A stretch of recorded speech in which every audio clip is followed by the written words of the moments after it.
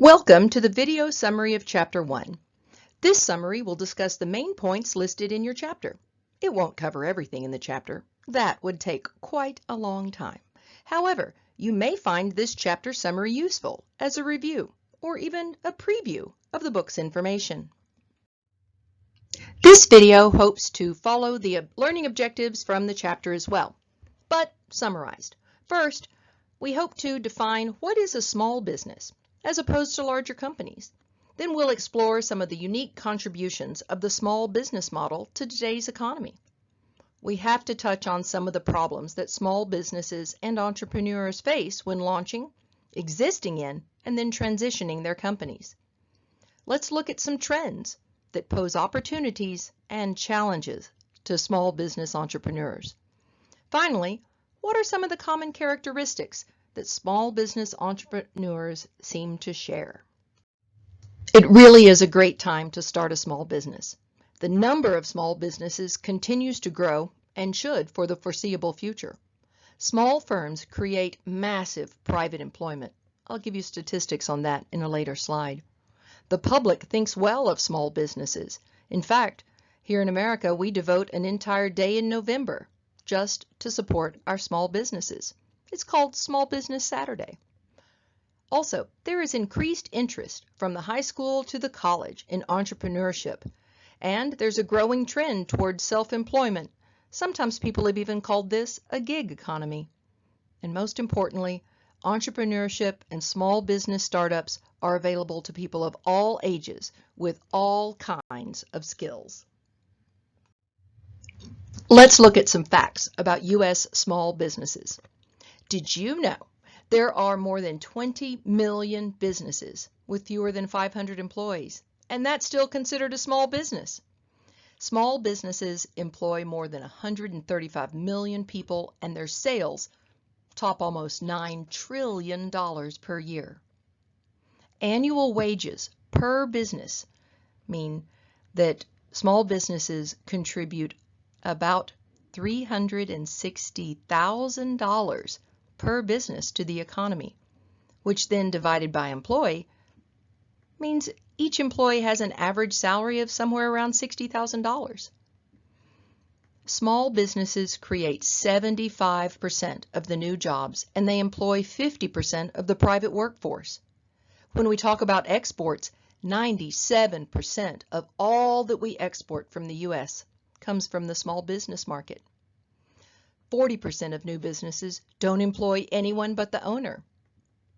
And another 40% have fewer than 20 employees. So we really do mean small. And most small businesses are owned by younger people. Think 25 to 34. And those people have expertise in their area of business. During the pandemic, many people found alternatives to their traditional jobs. Some people have even called this a gig economy. But many people have expanded the idea of a gig into a fully functioning small business. You know, when people realize that they have a skill set or an idea that is in demand and for which there aren't other alternatives in the current marketplace, they may start exploring the idea of business ownership as just a side job. And a lot of times those side jobs bloom into businesses that support their families and create long-lasting careers and financial opportunity. So, what makes a small business small? Well, to be considered a small business, it usually must have at least two of the following four criteria. 1. The management is generally independent, usually because the manager is the owner. 2.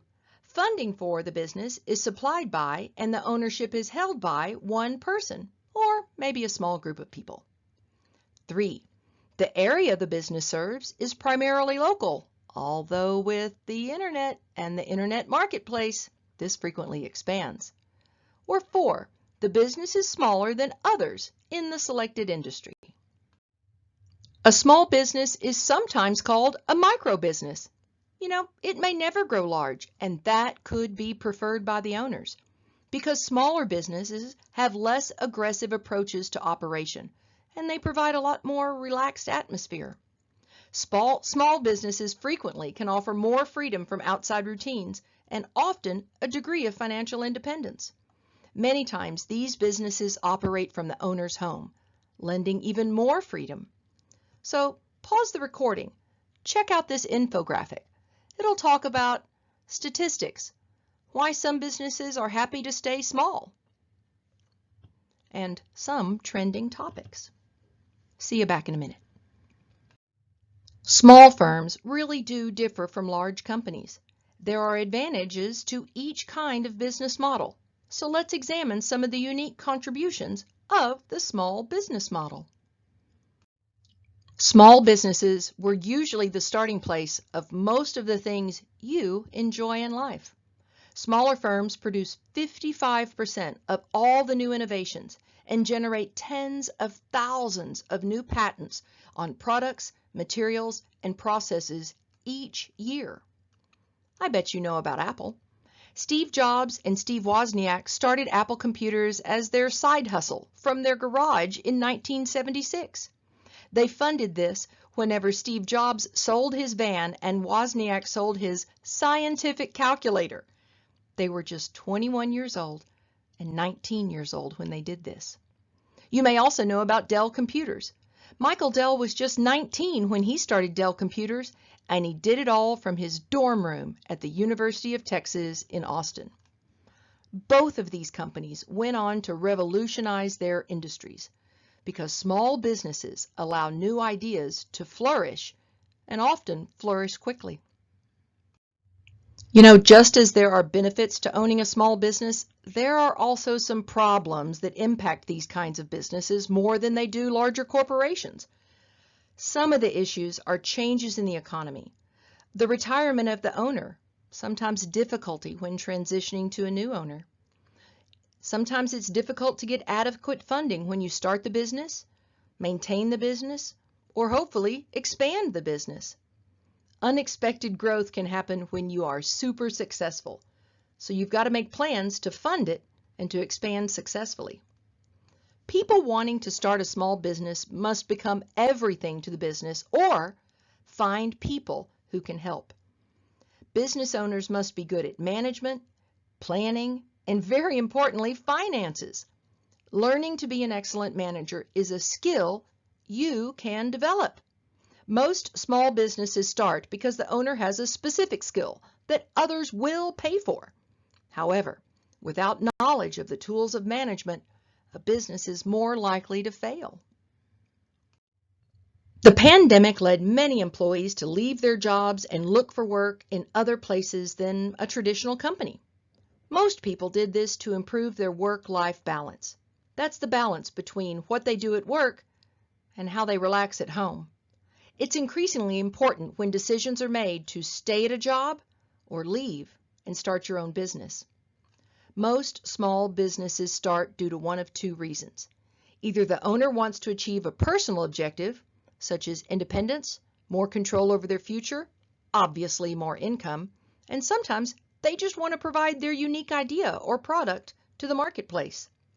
Or sometimes a business owner has more of a business objective. They want to provide a service. There it is, make that profit. And a lot of times, small companies help so they can provide a service or a product to a community or a special group that they're very interested in. Trivia time! Here's a fun fact for you. A third of all new millionaires in the U.S. are entrepreneurs. Well, actually, most new millionaires are entrepreneurs. They didn't inherit their money. There is money to be made when you have the right idea, the right product, or the right service. So what does it take to be a successful entrepreneur? Many studies indicate there are some key traits that put the odds in your favor. The great news is that all of these things are simply skills that you can learn. There's no such thing as a natural-born business leader. Everything is skills. Skills can be learned. Skills can be mastered. So we've talked about how owning a small business can bring independence for the owner. When you're the boss of the business, you get to make the decisions that eventually control your work experiences. Initiative is important as well. It is a willingness to work those long, hard hours to reach a goal. You'll see this skill of initiative and the mindset in athletes or really anyone who succeeds at anything. Developing a strong initiative will give you the desire to use your ideas, your abilities, and set goals to the greatest degree possible. Successful business owners know it takes extra time and effort at the start of the business for success to follow. One advantage small business owners have over larger companies is their ability to adapt quickly when things change. Larger companies often have divisions of labor that require coordination before change can happen. But small business owners are the company, so they can adapt faster to meet the needs of the customer even when the economy takes a hit. Successful owners keep track of trends so they can react faster, sometimes before larger corporations have even defined the problem. Well, here we are at the last slide. We've discussed some characteristics of successful small business owners. Do you think you have what it takes to own a business? Be sure to check that you've thought about the pros and the cons of starting a new business. This course will help you develop an idea, and then we'll start writing a business plan. The business plan serves as kind of the outline or the foundation for your business. This plan will tell those who read it why you started the business, what your goals are all about, and how you will actually operate the business. Everyone who might invest in your idea will want to see a business plan. There are other slides within this module that will also help you gather ideas for your business. Maybe expand an idea you already have. It's worth a look.